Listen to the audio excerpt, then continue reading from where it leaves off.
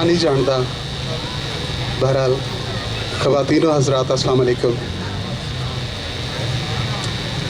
जिमें मेरा तारफ़ करवाया गया, शुक्रगुजार हमें हसनैन भट्टी साहब का।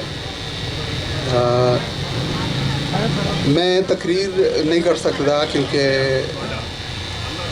मतलब मैं तकरीर कदे की नहीं, इसलिए जो मैं दिल दी गल कर देंगा। रावलपिंडी एक अरसे तो मैं जंपली रावलपिंडी का हाँ, तो उत्थे मैं पंजाबी ते काम कर रहा, लिख रहा पंजाबी। मेरे आल दवाले उर्दू है, उर्दू नज़म है, गज़ल है। तो मैनू अच्छा पहले मेरे लहजे ते थोड़ा जा मैं माफ़ी चाहूँगा कि मेरा लहजा वो बिल्कुल पंजाबी ठेठ पंजाबी नहीं, लेकिन मेरा कलम पंजाबी है, मेरी सोच पंजाबी है, तो मेरा सब कुछ पंजाबी है अल्हम्दुलिल्लाह। लहजे इस वजह नाल मैं थोड़ी मार खा रहा कि अंग्रेज़ी पढ़ा के, चूँकि मेरा लैंग्वेज नाल भी तलक है, लिटरेचर नाल भी तलक है, तो इसलिए मैं माजरत खां कि मैं वो लहजा पेश नहीं कर पा रहा। तो मैं कोशिश कर रहा अल्हम्दुलिल्लाह कि मैं कोई ऐसी गल नहीं, आसान वाली गल नहीं है। पंजाबी ते कम करना हर पंजाब दे रहन वाले दा, हर पंजाब सेवक दा काम है। असीं सब सेवक हाँ पंजाब दे। ते थोड़ी जी मैनू ऑड पोजिशन मिली रावलपिंडी च रह के, क्योंकि मैनू एक पंजाबी तुसी आप अंदाज़ा ला लो कि जिस दे अगे पिछे जिस दे एक साइड ते पठवार होवे और पूरे दा पूरा खिलाफ इस गल दे कि शाहरी पंजाबी ते कम कर रहे ने, साढ़े ते क्यों नहीं कर रहे।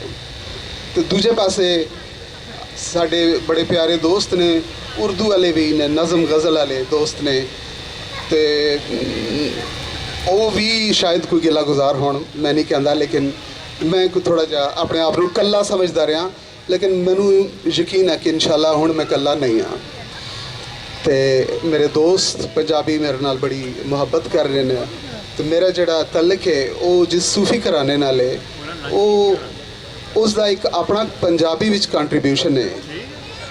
मेरा तलक बिल्कुल पिछे तू मंगला आज़ाद कश्मीर तू है। तो मियाँ मुहम्मद साहब के हम ज़माना सन मेरे बुजुर्ग हज़रत सैयद मुहम्मद शाह बुखारी।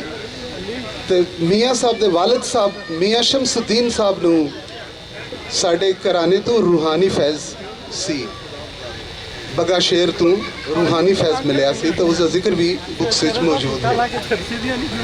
तो बहरहाल पीर साहब का एक शेर मेरे जड़े दादा ने मुर्शिद ने उन्होंने मैं सामने शेर भी देख रहा सैयद पीर मुहम्मद शाह बुखारी। आप तो शेर है कि से सब्त कर साबती नाल नामा से सब्त कर साबती नाल नामा लिखनी पेश सुल्तान तहरीर पक्की से सब्त कर साबती नाल नामा लिखनी पेश सुल्तान तहरीर पक्की। नेक अमल दा अजर भी नेक हुंदा कौल मिठड़ा होवे तासीर पक्की। कुश्ता मार के जिंदा फौलाद कर दे चिखा चढ़े ते होवे अक्सीर पक्की। मुहम्मद शाह फकीरां दा कौल पीड़ा जिवें पत्थरां विच लकीर पक्की।